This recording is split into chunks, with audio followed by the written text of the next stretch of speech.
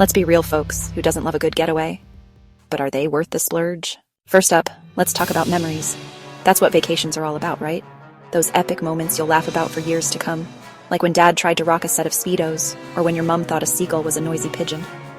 These are the stories you'll tell at parties, the kind that make you the cool aunt or uncle.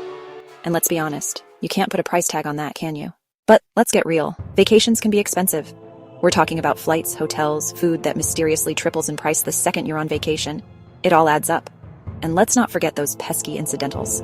You know, like when your kid decides to befriend a dolphin and you end up with a hefty bill for unauthorized marine mammal interaction. Been there, done that. But hold on, before you kiss those vacation dreams goodbye, let's talk about the good stuff. Vacations are an awesome way to connect with your family. Think about it. No work, no chores, just pure, unadulterated quality time. You can finally figure out what your kids are into these days.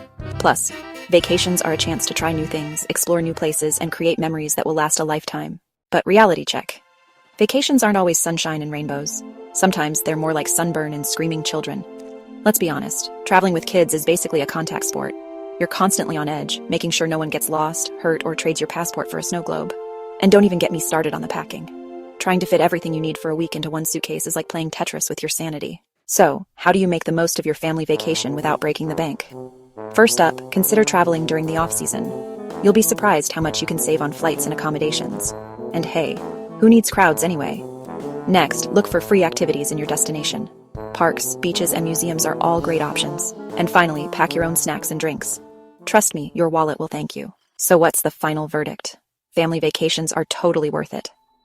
Sure, they can be a little stressful and expensive, but the memories you make will last a lifetime. Just remember to pack your patience, your sense of humor, and maybe an extra credit card or two just in case. Drop us a like and subscribe. Until next time, happy travels.